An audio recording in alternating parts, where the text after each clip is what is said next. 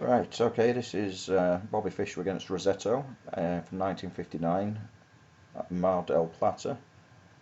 The Sicilian defence was employed in this game, and Bobby Fischer is playing as white and Rossetto is black.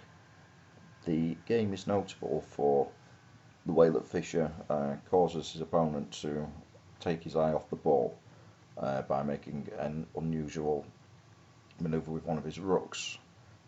What this does is it forces, well, it doesn't necessarily force, but makes Rossetto take his eye off the C5 square and defending that square.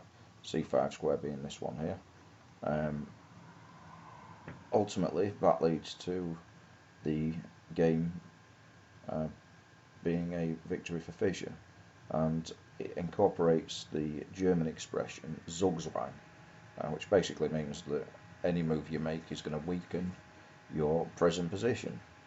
So let's get going then.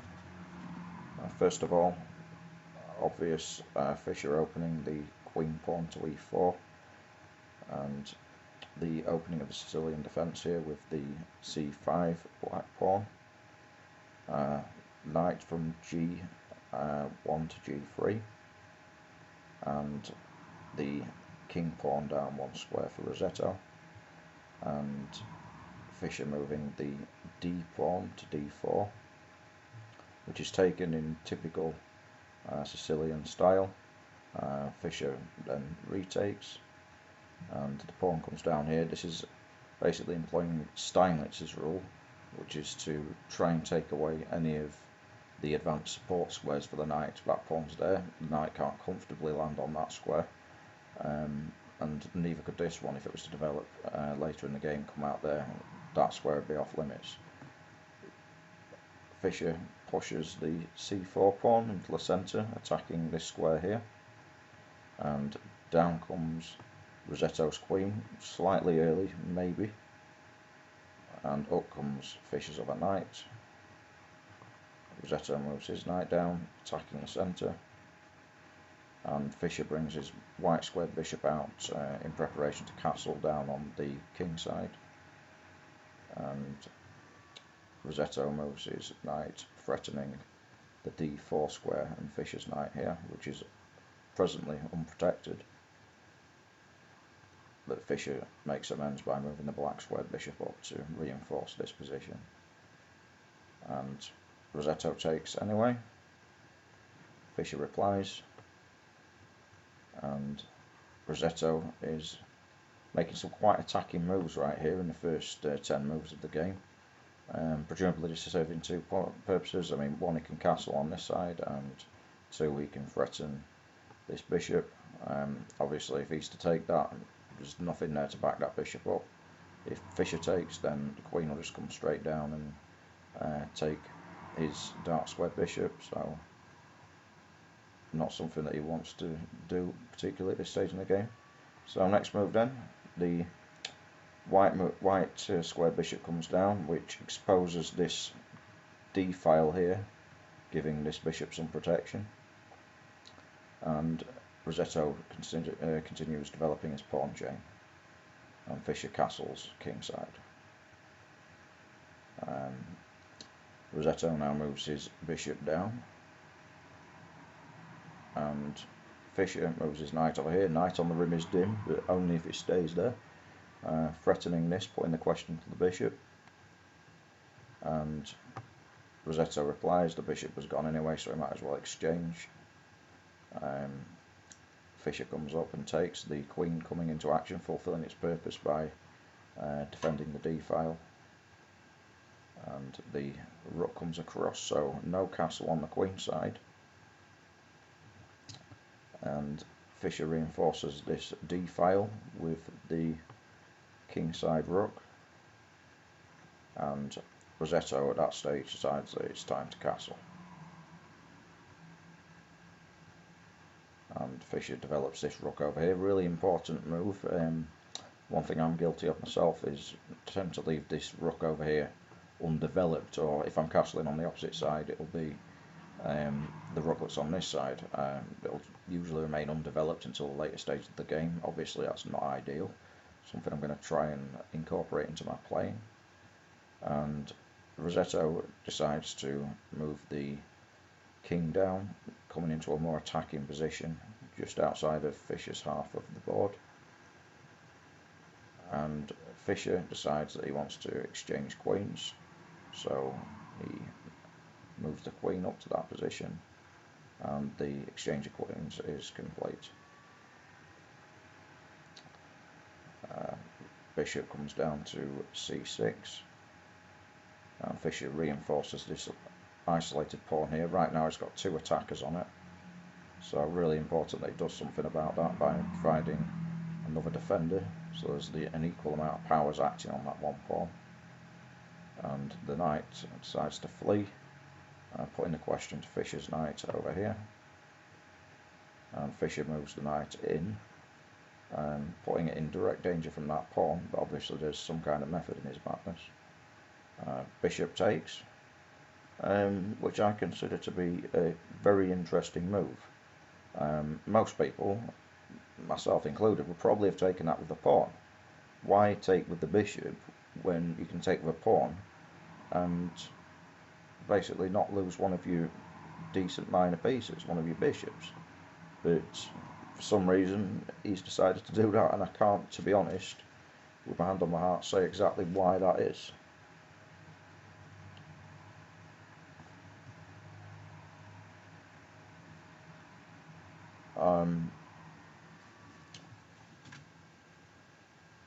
But Fischer makes use of the exchange, and as the game progresses, he does make use of the absence of that bishop.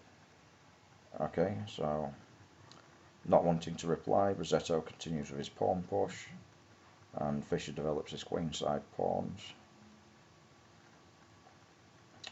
The pawn coming down here, obviously it limits the influence of that bishop. If he hadn't have done that, then Fischer would be welcome to come up there and take that pawn, forcing the king to take that and hence exposing him. Fischer decides to put the question to the knight sitting on the 7th rank, and Rossetto decides to march his pawns. And the d3 pawn, rook to d3, and the pawns keep marching. And this is the unusual manoeuvre that Fischer makes in this game, according to the book. The c5 square is where all of Rossetto's influence seems to be extending. Now this manoeuvre does serve to throw him off guard, and he loses track of that. And the knight comes back across, so he's already left that c5 square. And Fischer continues with his pawns, and the reply is made naturally, and the exchange is complete. And Fischer logically takes the pawn with the rook, which was always going to happen in that situation, and Rossetto moves his king down.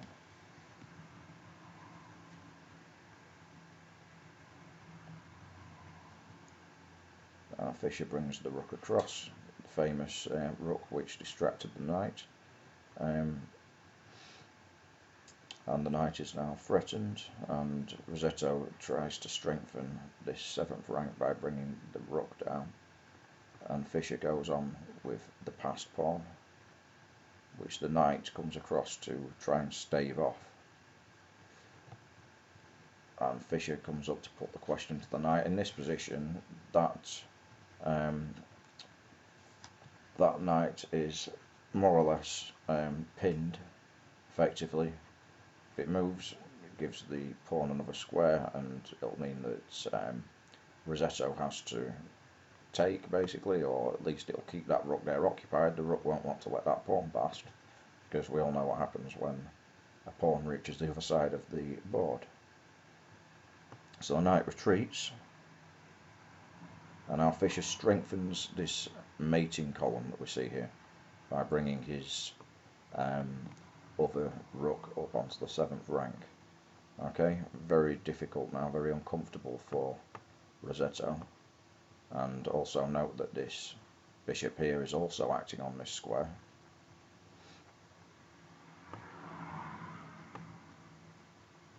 And Rossetto replies in an attacking way. And look at that. How dangerous is that now for Rossetto? He's got to do something with that rook. He's got to move it to that square, or that's more or less going to be game over. So that's what he does.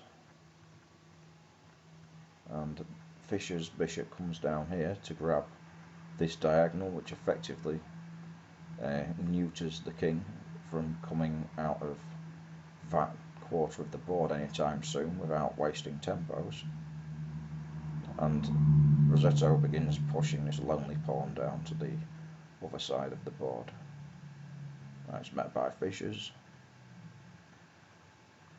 and down comes the H pawn. Fischer replies.